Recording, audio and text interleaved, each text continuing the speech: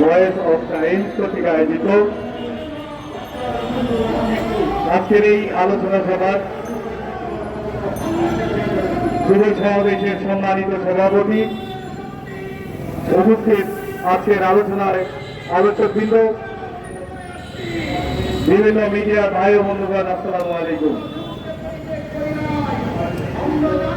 আজকে বাংলাদেশ নিয়ে যেভাবে ষড়যন্ত্র চলছে, আমি একটি প্রতিবাদ জানাই। সেটা হলো, ভারত আমাদের পার্শ্ববর্তী রাষ্ট্র, ভারত আমাদের বন্ধু, ভারতের জনগণ আমাদের বন্ধু। কিন্তু আজকে বাংলাদেশে আমাদের কিছু মিডিয়া ভাইয়েরা, ভারতের কিছু মিডিয়া ভাইয়েরা বাংলাদেশের বিরুদ্ধে অপপ্রচার চালাচ্ছে। আমাদের সার্বভৌমত্ব দেশ, স্বাধীন বাংলাদেশ, এই বাংলাদেশকে নিয়ে বিগত আওয়ামী লীগ সরকার যেভাবে ষড়যন্ত্র করছেন, আজকে সেই আওয়ামী লীগের প্রবর্তন ভারতে বসে ষড়যন্ত্র চালাচ্ছেন।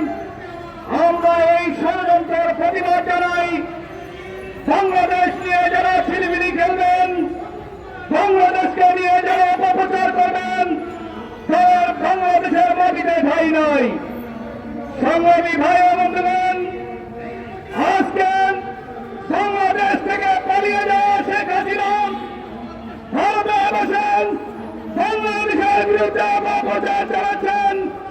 বাংলাদেশের জনগণ শান্তিতে আছেন, বাংলাদেশের মানুষ শান্তিতে আছেন।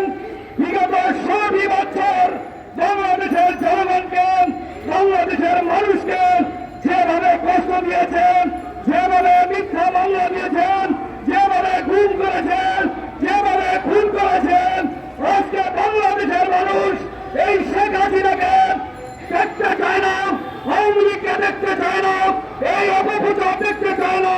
তারা শান্তিতে আছে। তাই ভারতে বসে কোন ষড়যন্ত্র করে লাভ হবে না।